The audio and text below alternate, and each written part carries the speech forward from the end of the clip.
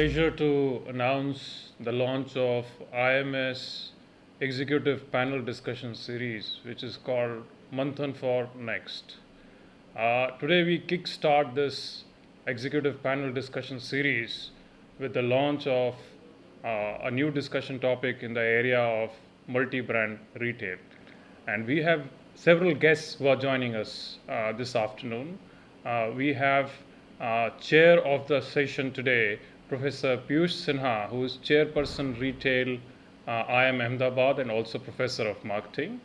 We are also joined by Shrikant Gokhale, who is ex-CEO of Z Asia, as well as SR in Middle East and Al Ghanim in Kuwait.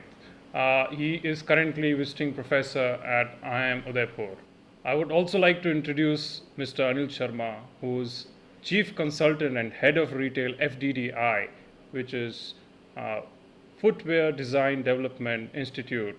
He has had multiple years of experience with Indian retail, specifically in footwear, which was with Bara India, as well as a lot of experience in dealing with brands in retail like OCM with Birla XVL. We are also joined by our own faculty, Kuldeep Kaul, who is a professor of marketing and retail, and he, of course, focuses a lot in FDI and areas pertaining to retail within the institute. The entire session would be chaired by Professor P.K. Agarwal, who's Dean of Management IMS, and I would like to welcome Mr. Pradeep Agarwal to come and take over the discussion. Thank you.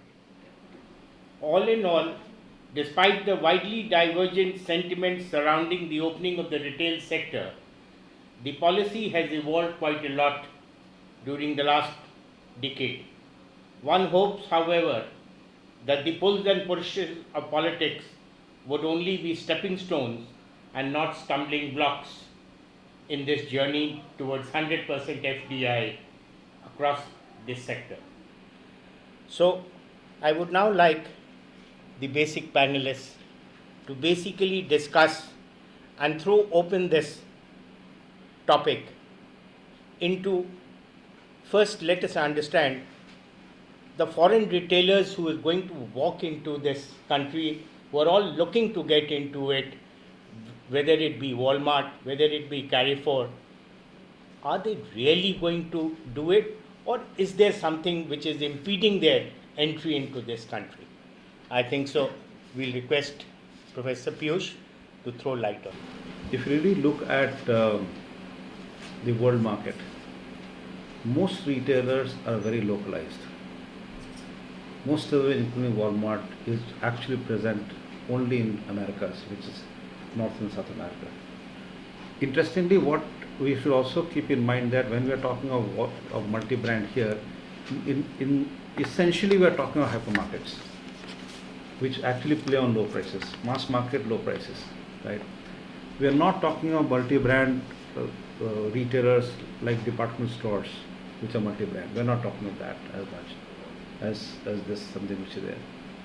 So to say that how do we look at a foreign retailer coming to in India is like saying that the world experience says that they experiment with the market, they try with the market, but most of the time they have failed. And they've gone back to their homes, or they have created some kind of different corporate structure which not necessarily is their own name. I think so. We'll let Mr. Anil throw light as to what exactly this particular issue is and why they have not been successful more from their home country.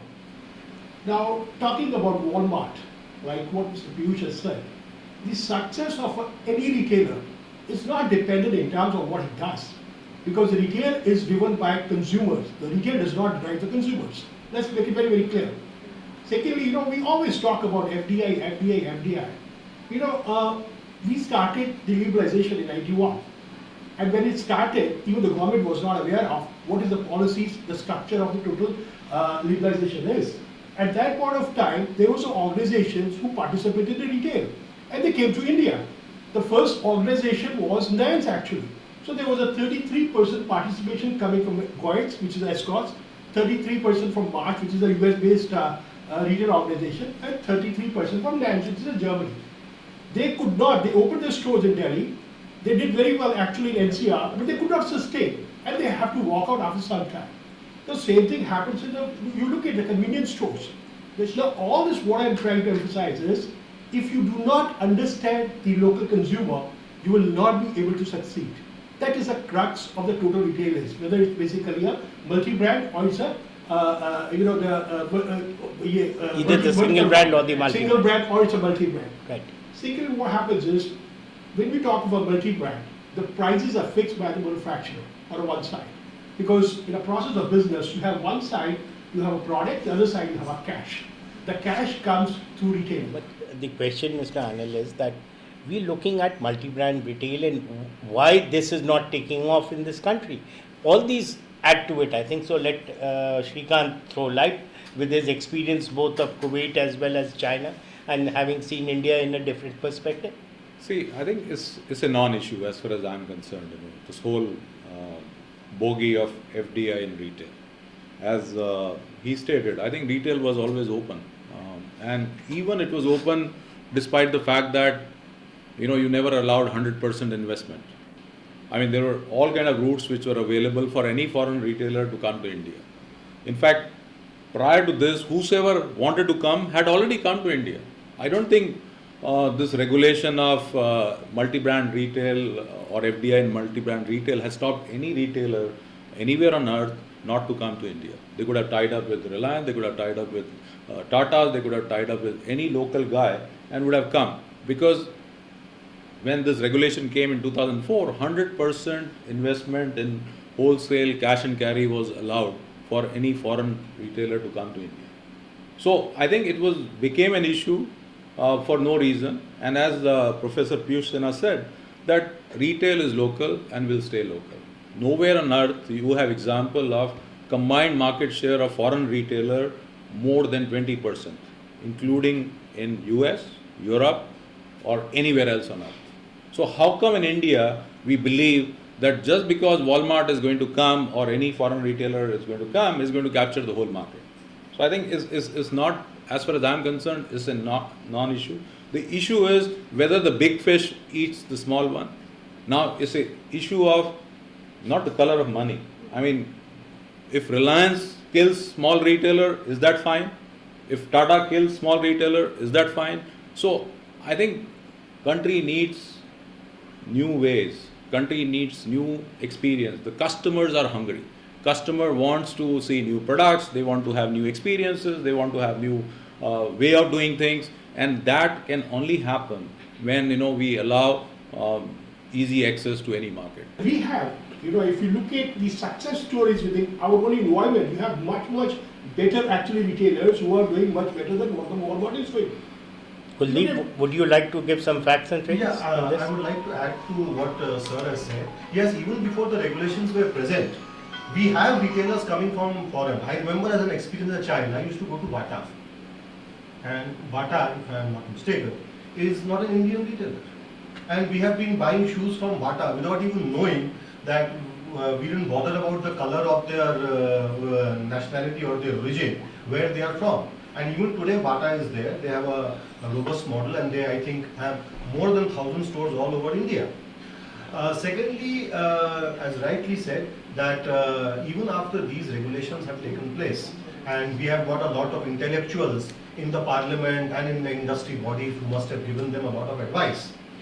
The truth is that the consumers need to be exposed to different type of formats, and definitely even if the multi-brand retailer is not present as per their particular regulations, but in the industry we have seen products which were in foreign, like manufacturers like L'Oreal, Garnier, we are using their products. Professor Piyush, can you throw light on the fact that the cost of this entire chain network, which is supposed to be set up by these people, will it bring down the ultimate cost for the consumer, or will it remain with the chain itself?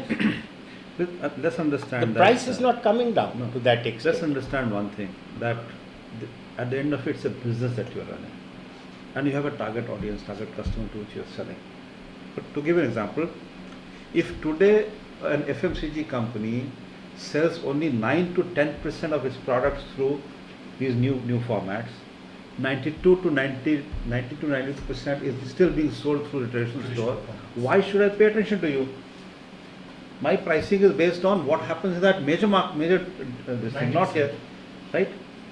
So therefore, and the fact of the matter is, bringing prices down is not their job, because at the end of it, they have to really match the costs, and costs are not going down. In fact, to add to this, about 5 years ago or 6 years ago, you could still say that go to a tier 2 town and your costs are going to go down. No, that's not happening. That's not happening.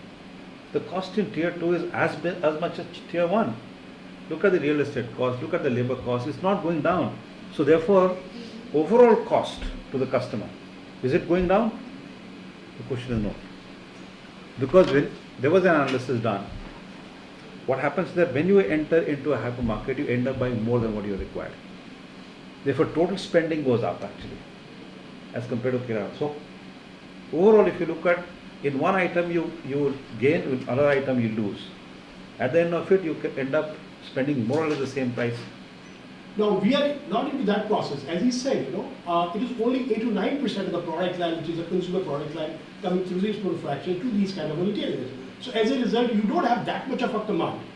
It may change, not now. It may change over a time, after say 10 years or 15 years, then you have a retailers who will carry that kind of a command. Today's globalized world, you can't afford the luxury of not allowing one and allowing others. If you see all the top 10 categories of consumption, whether it is cosmetics, whether it is FMCG, whether it is TV, whether it is car, whether it is anyone, who is dominating? The foreign players. Anyway, we are buying those. So what is so offensive about retail that we don't want to do that? Right. That is one thing. Fundamentally, because I worked as a foreign retailer in India. I ran a big retail chain in India.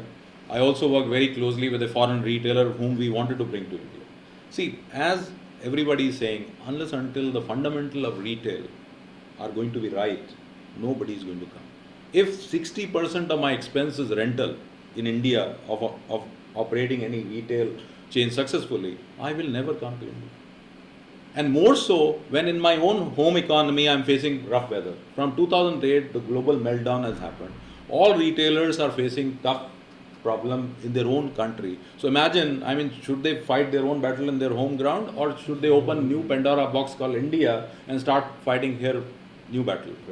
Worldwide, the retail industry is the lowest salaried, organizations. But in India, it became one of the highest paymaster.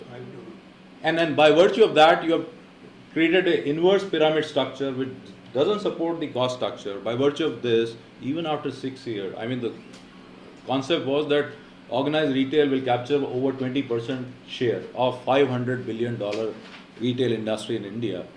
As we speak, it is under 6%. And when I say this, not a single one is making money. Yes. So if Tatas are not making money, if Reliance is not making money, if Biani is in doldrum, then which foreign retailer would be attracted to India? Like he talks about the hypermarkets.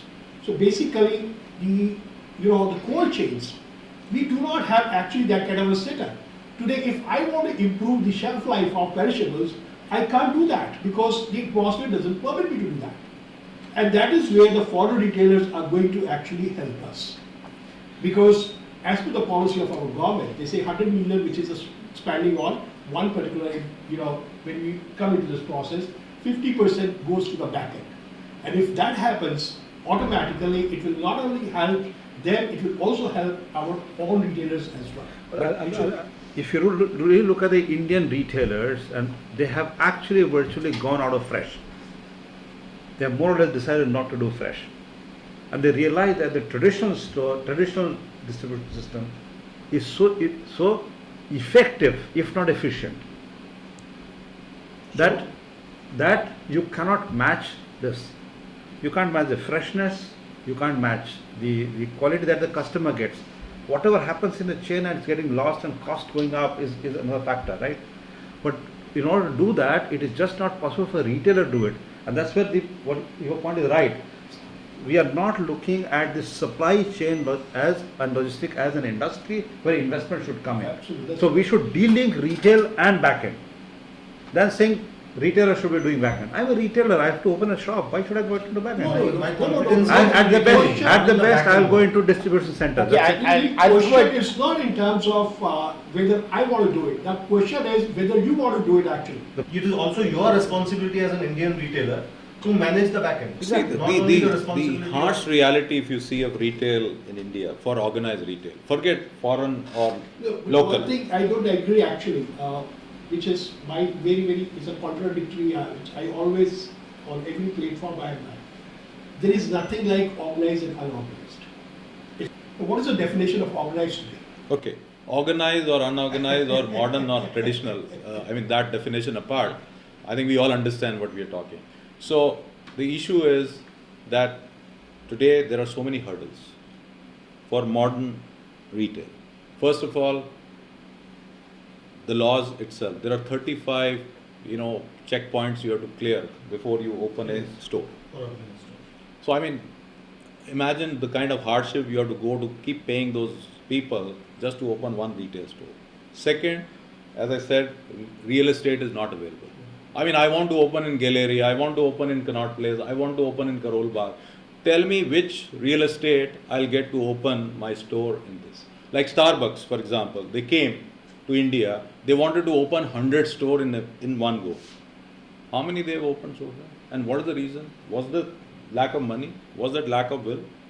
There was no real estate available. So what they have done is they have paid the malls to throw out the existing retailer, paid them 10 times the key money which they had deposited, and throw them out just to get Starbucks in. So how can you consolidate? I mean, retail is all about supply chain, back end, economies of scale, and that is not possible if every state will have their own regulations, which means if I have a stock which is not selling in Pune, I cannot ship it to Gurgaon, which is selling, unless until I pay that CST. Right. In India, the size is also increasing, number of stores, small stores is also increasing. Right? Because look at what is the cost of starting a shop. Is zero. Famous saying, "Niche pan ki dukan." Right? You do not require a real cost to start a small store because your merchandise comes almost, except for about 25, some of the studies that we did, you need to invest just 25% of the total merchandise cost. That's what you pay advance to some of the brands. The rest comes in credit or consignment. Right? Labor that you have is homegrown. Some of your relatives, some Family from people. village, family people, right? You Large pay number of taxes. stores are your own extension of houses, right? और एक गुमटी लगा देते हैं, गुमटी को बोलते हैं, right? So the cost of entry is very low. The other thing is that that's the reason why retail is one of the largest source of disguised unemployment. कुछ नहीं करता दुकान में बैठ जाओ, right? आप रिटायर होकर दुकान खोल के बैठ जाओ. My point to Mr. Piyush will be, cost is coming down, but this is not being passed on to the ultimate consumer. In case the contract farming is being done by Bharti in Punjab state, the cost of fresh merchandise or fresh vegetables should really come down. If you go to any of these stores, the goods are selling at the price higher than the price prevailing in the marketplace as far as the fresh goods and vegetables are concerned.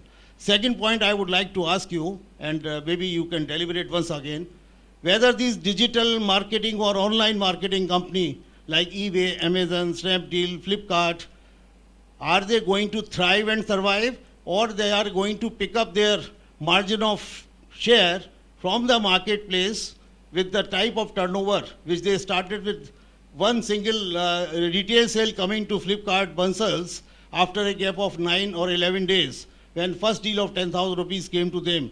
Today, if a mobile phone is being distributed for Motorola, which is Moto G or Moto X, it is one single company, which is Flipkart, which is selling to whole of India.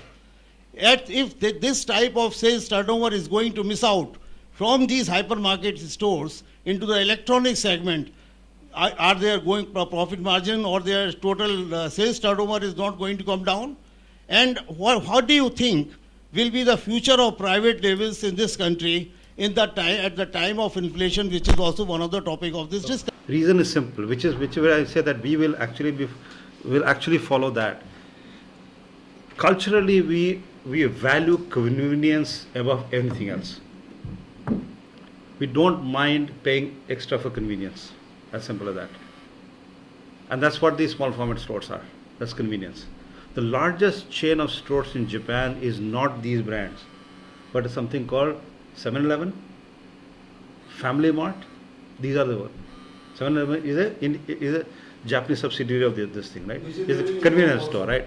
So therefore, whole of Asia as a culture values convenience so much, and we have been spoiled by this format so much, they are not going to die, right? So that's a very different model. Also, let's understand that China is a very controlled environment. You just can't start a business just like that, right? We must also keep in mind that why is it there is only one Amazon? Why is it there is only one Google? Why is it there is only one Facebook? There is something in the online structure which does not support, or which actually creates fragmentation. So you have one very large and there's so many small ones. And interestingly, none of them is making money. Any retailer, especially in the hypermarket or for that matter, because retail functions, one setup is on classes, the other is on masses. Masses works on the turnovers. And when we talk about turnovers, so you have actually rotation of your stocks much faster than what it can actually do it. You need to create a balance of around 25 to 30% to make sure you have that kind of a equation where you are taking, because in retail what happens is first create a footfall. When you create a footfall, take advantage, like what you are seeing right now with the online retailers. You give you actually a benefit. Okay, you pay me 50%, I give you 50%, let's make a deal actually. That's what is happening all across. And this is where they're trying actually to make sure that you have that kind of a clicks on that. The only opportunity which private label has vis-a-vis branded, this thing, one, as he says, you have a captive footfall, which means that footfall belongs to you. Now it's a question of how you want to increase the share of his wallet. The only way to increase the share of wallet is either substitution or giving him the variety of products. Yes. So in case of substitution, if substitution I can prove is as good as or as serves the same purpose at much lower price from a consumer angle, so consumer benefits, I benefit because for selling the same good I'm getting more margin. So that is the concept of private label. I think world over it is very successful, and it is going to be very successful even in India, because if you walk into Big Bazaar or if you walk into Reliance today, you only see is private label. In fact, they're investing in Snapdeal. Everyone is investing. We don't make money from the products, but they make money from real estate. So therefore, these people will probably never make money as long as they create wealth for everyone. Which is the purpose of the business. The point I was making that therefore you need to also look at the new business models in such kind of environments, right? Even if you are running the same business. Thanks a lot. Thank you very much. Thank you.